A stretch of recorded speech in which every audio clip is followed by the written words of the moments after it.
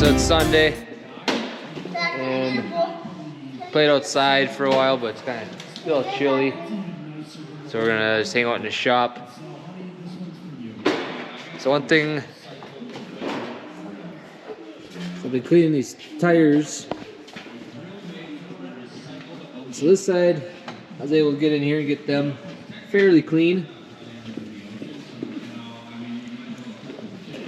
But this side, this gap here is much smaller, and I just can't get in here decent to clean them. So we're gonna move this tire back out. It needs a, this hub needs to come over and put the tire back on there. I think I would fit in there. Yeah, you get in there, try cleaning it. So about, I don't know, 4 or 5 years ago, when we were still shopping with this tractor, we had a one really wet fall, and we were getting stuck everywhere. Everyone was getting stuck. It was terrible. So we had duals on that side of the tractor, but this side is where the head is, and with duals on, you run over corn. And we wanted to get duals on here, but with the dual, it stuck out too far, so we slid the hub in to hold the dual. And with that, we were able to chop with this dual on. So that's why it's moved like that, I guess, and we just never moved it back. It doesn't seem to make a big difference until, besides for trying to clean, I guess. So we're gonna slide that back for once. It's probably a little better too, because then like it lines up. That tire should line up with that tire then, and I don't know, maybe it don't make much difference, but we're gonna move it just so we can clean it better. Yeah, so how that works. So I already got this kind of loosened up, but these bolts get threaded in on this back side. You take them out, put them in the other holes that are open, and this is like a wedge. So it's wedged together so where it stays. You put these in, it pries it apart. So I got it pried apart. Kids are loud. I don't know if you can hear me or not. So it's loose. I mean, I can move the tire around. And really, if I really take them out all the way, the tire would slide off. I'd move that hub easily. It's kind of a bugger getting that tire back up onto that wedge to get it back on. So I got them as loose as I can. I got the bolts just threaded just a little bit, just so it stays where it is. Now once Sarah's done shoveling some snow, I'm gonna have her come and help me kind of wiggle it and rock it back and forth till we get it where we need it. Hey everyone, so we're back here in the shed again today. So we got this tire moved, and so yesterday had Sarah helping me. I thought if I had got the tire up off the ground, had the hub loose, thought that would slide, but that was a no-go. That did not slide at all. Ended up getting the Bobcat in here, hooking it around this hub, kind of jerking it out, and it ended up breaking loose finally. Got it where it needed to be. Kind of picked the dual back up onto that wedge. You got the nuts back in there, or bolts. And it's pretty close. I think it's like a 1/4 inch off from what the other side is. But I'm fine with that. That's close enough for me. It was in like, what the heck was it? What, 8 inches, 8-10 inches? Like these tires, there's only a few inch gap in there. So now it's back to normal. Got in there, got those rims cleaned up some. So now we're gonna paint the outside rims. The white's pretty good. It's not too bad, but there's all these scuff marks in here. I just wanna get them touched up and make the tractor look quite a bit nicer. I really don't think probably won't take these duals off for really anything that I can think of again, since we got the new chopper. Really they don't need to come off. Only thing it does a lot of tillage stuff, and then runs the bagger. And they work fine with it on the bagger. We got a phone call. Hang on.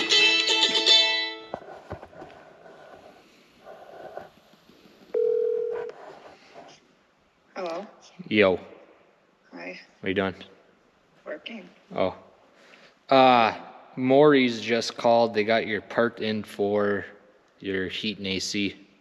Oh, okay. I just have to schedule a time for them to do it, or what? Yep, I told them I'll have them. You call them because I don't know what your schedule is. So call them whenever. Okay, sounds good. Thank you. Yep. What are you doing?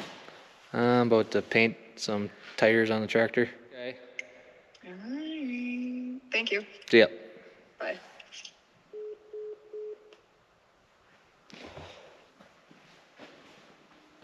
All right. I had to call her back before I forgot to remind her about it because I tend to do that. So yeah, we're gonna get this painted up and make it look a little nicer.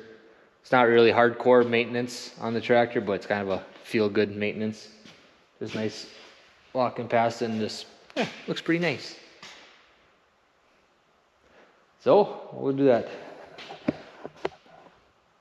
Tucker's tractor could use some new tires here too.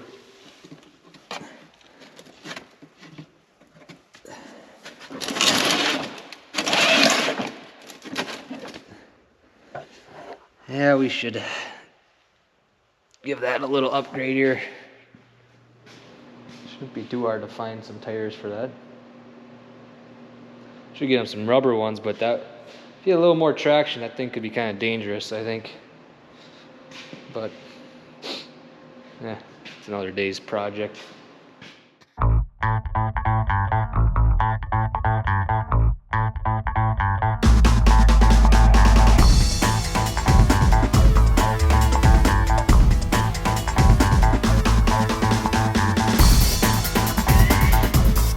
Alright, so we got 2 coats on. We'll let that dry. In the last video I showed you this handy hint. We get the paint on the tires. Take the black paint, cover it up.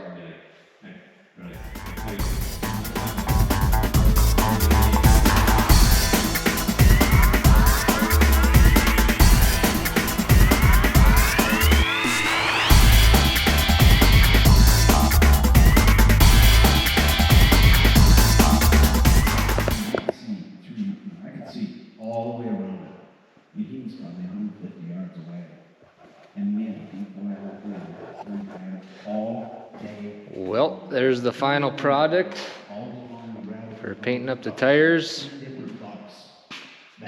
Turned out all right.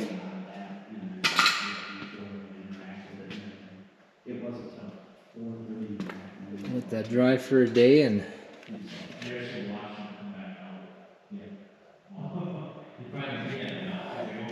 yeah, it's should be about a wrap on that.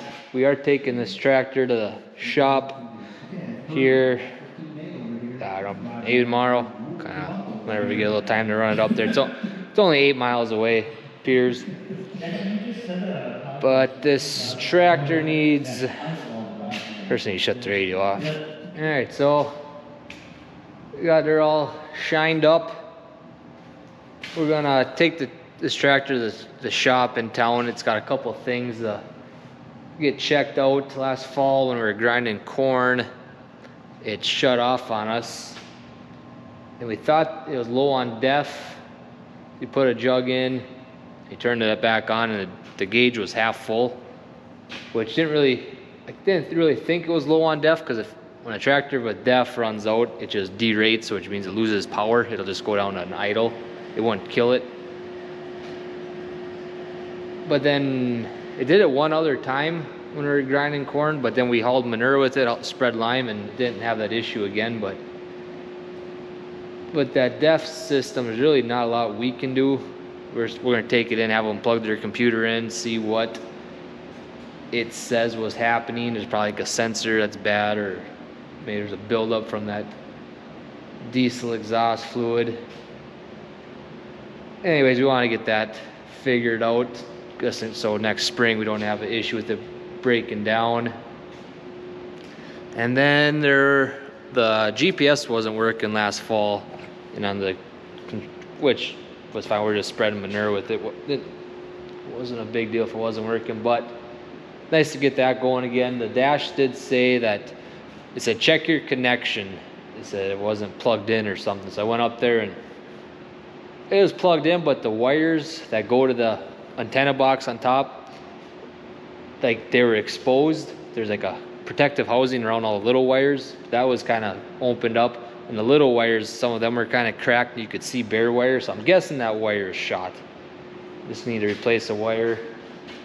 It looks like it's kind of got to go up into the cab and in there. And we'll let them take care of that. I don't want to rip everything apart and do it wrong. Just let them do it and do it right. He did think that this hasn't been touched really, and since we put the GPS in, so it's probably due for not an upgrade, but a software update. So we'll do that. Then she should be ready to rock for next spring. We'll change. They do a filter sale in the spring, so we'll get new filters and stuff. Then the spring we'll bring it in and change the oil and oil filters, hydraulic filters. But yeah, that's about it for this. I do need to replace that light. Yeah, a little too close to a tree one time, I would guess.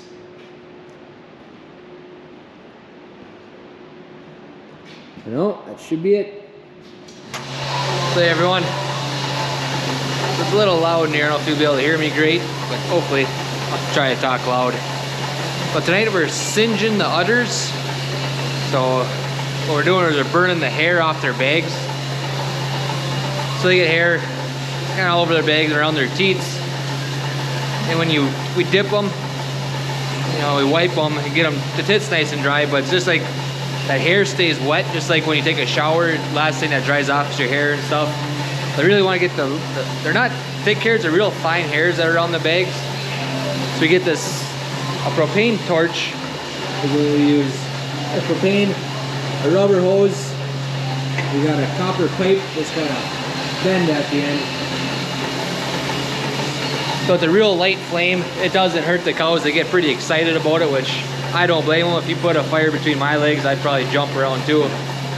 But it's kind of go real quick over their bag. It just kind of singes those hairs and makes cows get a lot cleaner. Kind of a fun job actually, except we get shitted up pretty bad.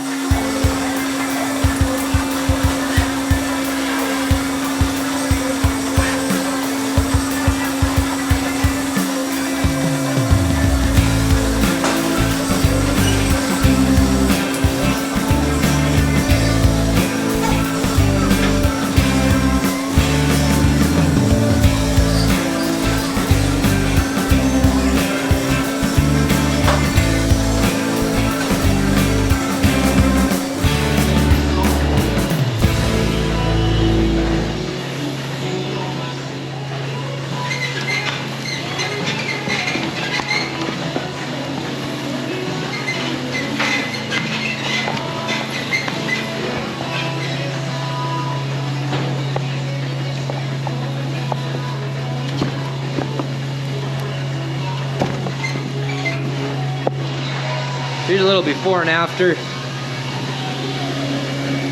can, tough to see, it's kind of dark, but they just got those fine little hairs kind of all over. This girl's a little hairier. She just scabbed here the other day. Shit.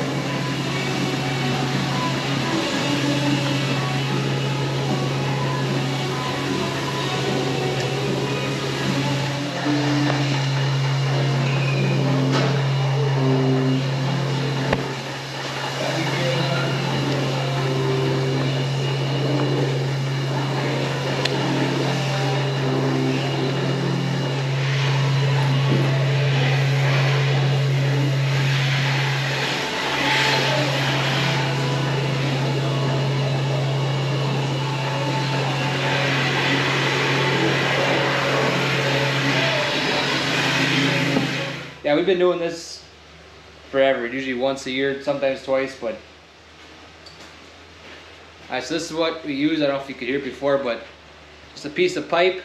It's bent on the end at a 90. propane tank rubber hose. Dad made this, shoot, I bet you 20 years ago, and we still use it. The elbow here kind of cracked. There's perhaps some tape around it, but it does the job. It doesn't need to be nothing fancy. Just get the flame. It's a pretty light flame.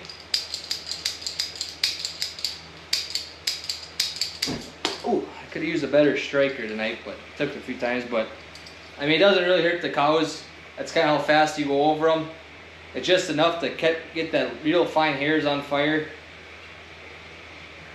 I never lit a cow on fire yet, so haven't had too many issues. They do get jumpy though, like you probably see in the video. I mean, I definitely don't blame them, but it's good for them. It helps keep their udders clean. You don't got the hair on there. It gets manure on it. It stays wet all the time. It's really noticeable milking now from here on for next how many months, just how nice and clean their udders are. Helps keep the somatic down, and just a very good practice that I like doing. And I feel like most people also do it. But just another yearly chore. All right, I think we are done for the night. So right now it's about 10 below outside with the wind. It's fairly windy, so it's about 20 below wind chill. Got cold here the last few days, but no major issues yet. The manure's staying decently not frozen. I guess my scrapers, usually in the morning, one might be froze up where I just got to start it back up, and that's been good. It hasn't been froze down for 2-3 days or nothing, so not complaining. But I always got to double check before I head in. I got the slides shut on the fans, water shut off. I think we're good. I'll turn the wash on.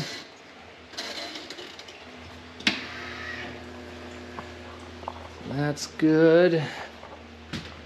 Doors are all shut. The parlor. Oop, I got to shut the water.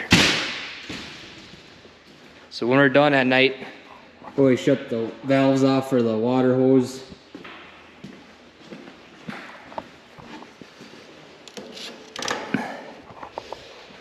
I think 2 times now, we're in the middle of the day or night. I think both times were during the day.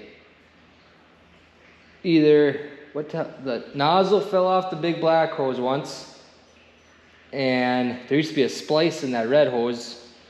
That fell apart once when the water was on.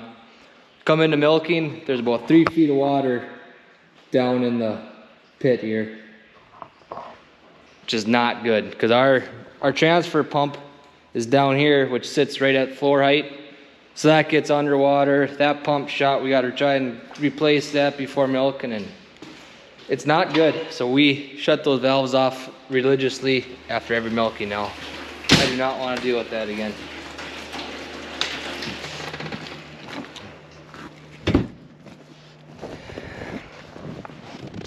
All right, well, again, hopefully you guys are enjoying the videos. We haven't been videoing a ton lately, just haven't been doing much that's been exciting that I videoed. Sarah's always on me to videotape more, so maybe we'll try to get some more stuff. Just hasn't been a whole lot of exciting things to video, in my opinion, but we'll maybe start doing some more. We'll see how ambitious I get. But no, thanks for watching. Hope you enjoyed. And I am gonna hit the hay. See you later.